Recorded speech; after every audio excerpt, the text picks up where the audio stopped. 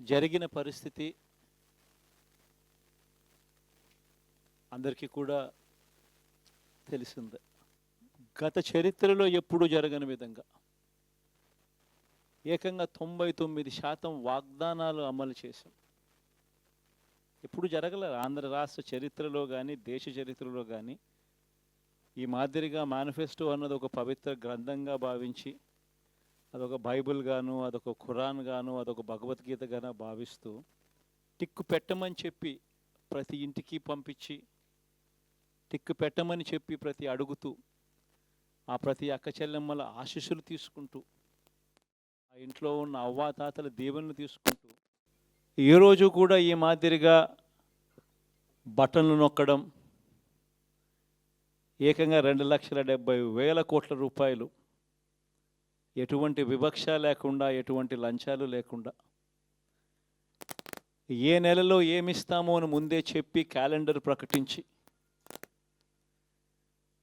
ఆ నెలలో అది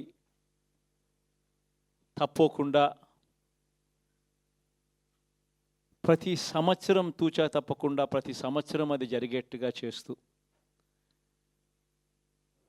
ఏకంగా 2,70,000 కోట్ల రూపాయల వివిధ పథకాల ద్వారా మాట తప్పకుండా జరగడం కూడా గతంలో ఎప్పుడూ కూడా చూడలేదు, జరగలేదు. ఇవన్నీ కూడా నేను ఏదైతే చెప్తా ఉన్నానో ఇవన్నీ ఎప్పుడూ చూడని మార్పులు, గతంలో ఎప్పుడూ జరగని సంస్కరణలు. విద్యారంగంలో అయితేనేమి, వైద్య రంగంలో అయితేనేమి, వ్యవసాయ రంగంలో అయితేనేమి, సామాజిక న్యాయం అంశంలో అయితేనేమి,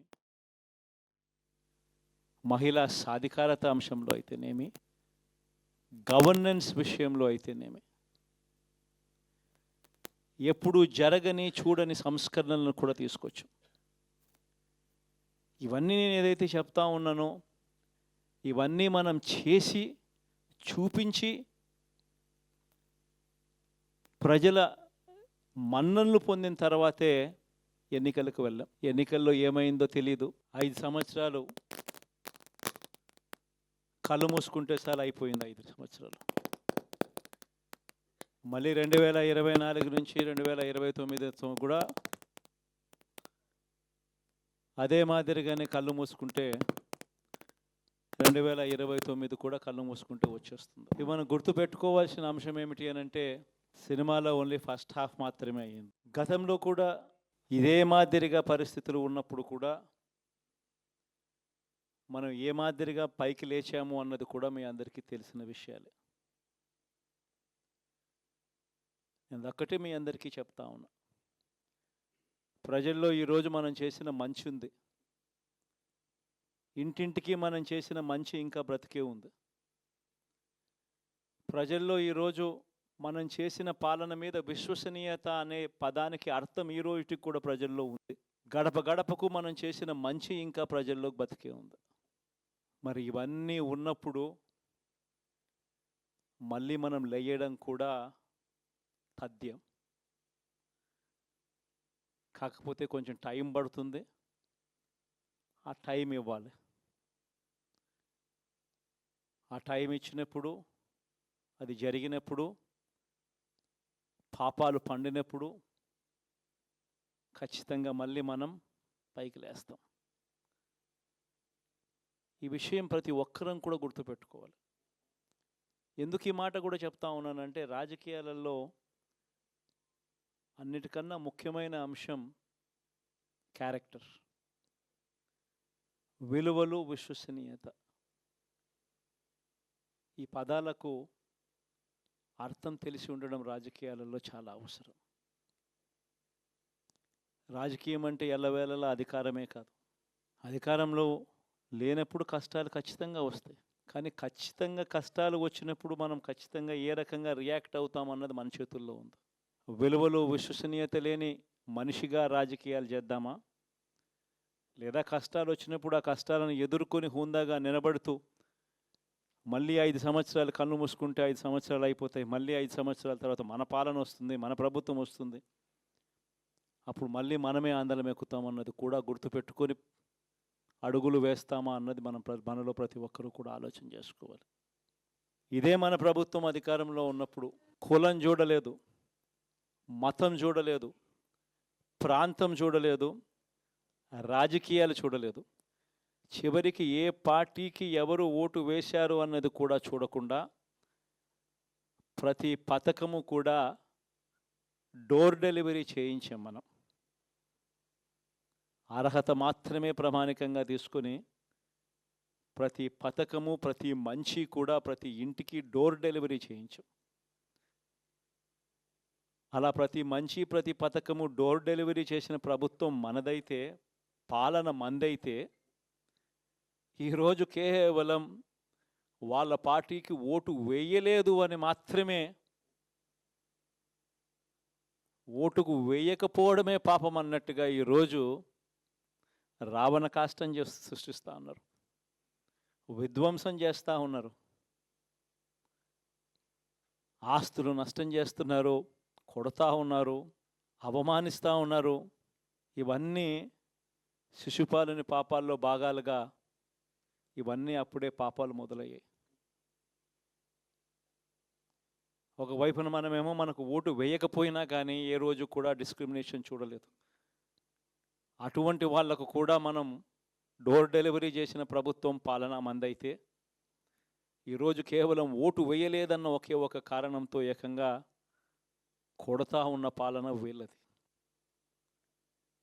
ఈ పాపం ఊరికే పోదు. రెండవ పాపం చంద్రబాబుది కూడా అప్పుడే పండింది. బహుశా కేంద్రం ఈ రకమైన కేంద్రంలో ఈ రకమైన పరిస్థితులు బహుశా ఎప్పుడు ఉండిండవేమో. ఈ రకంగా కేంద్రంలో 240 ఎంపీలు మాత్రమే వచ్చిన పరిస్థితులు, రాష్ట్రంలో ఏకంగా వీళ్ళకు కూడా ఈ మాదిరిగా మంచి నెంబర్లు వచ్చిన పరిస్థితులు, ఎన్డీఏలో మళ్ళీ చక్రం తిప్పుతా ఉన్న పరిస్థితులు. ఇలాంటి పరిస్థితుల్లో కూడా ప్రత్యేక హోదాను అడక్కపోవడం చంద్రబాబు చేసిన మరో పాపానికి కూడా మరో నాంది. ఇలాంటి పరిస్థితుల్లో కూడా ప్రత్యేక హోదా మనం అడిగి తెచ్చుకోలేకపోతే రాష్ట్రంలో ఏ ఒక్క యువకుడు కూడా క్షమించడు చంద్రబాబు నాయుడు.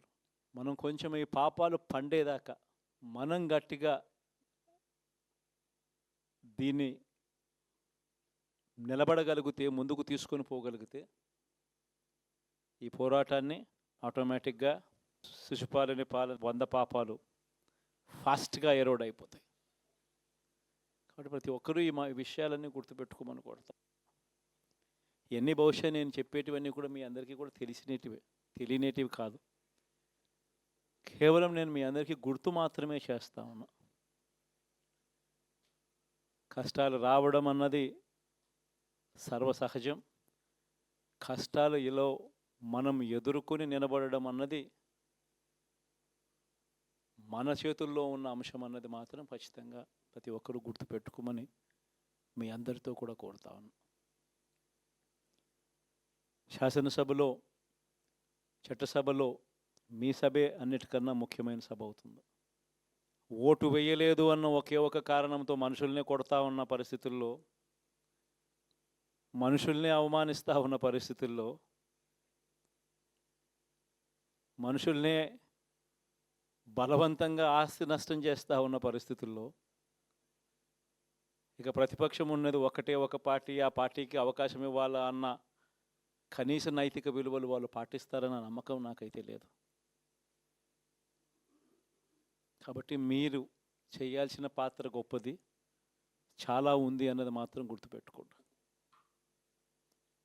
రాబోయే రోజుల్లో యాక్టివిటీ లెవెల్స్ అనేది ఆటోమేటిక్లీ పెరుగుతాయి.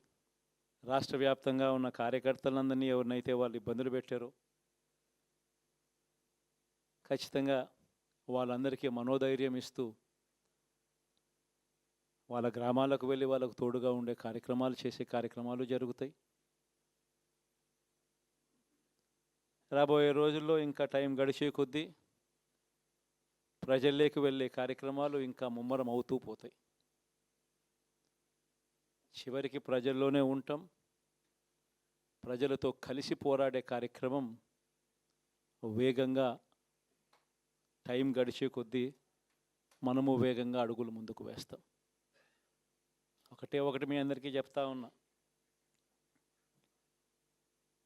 ఏకంగా 14 నెలలు పాదయాత్రలు చేశాం. ఆ వయసు ఈ రోజుటికి నాకుంది.